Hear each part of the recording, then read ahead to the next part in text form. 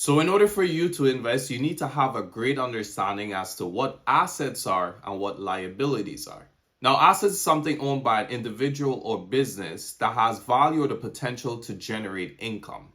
Whereas liabilities is a financial obligation or debt owned by an individual or business. Now, the reason this is important because everyone needs to understand, in order for your wealth status to start increasing, you need to own more assets as opposed to liabilities. So let's take a look at some examples of assets versus liabilities. So example of assets you can see, we have land, we have house, we have financial securities like bonds, we have jewelry, we have businesses, we have stocks, and we have degrees. Example of liabilities, you have credit card debt, you have mortgage, you have utility bills, you have phone bills, you have a car loan, you have student loans. You may see house as an asset, but might be confused as to why a mortgage is a liability. Well, let's break it down.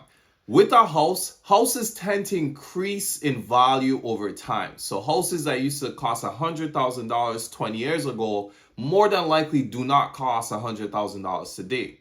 However, the mortgage is a financial obligation or the payment that you always have to make to the bank in order to be able to own your home.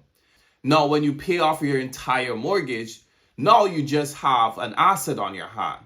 As opposed to when you have a mortgage, you have an asset, but you also have a liability that keeps burning your pockets.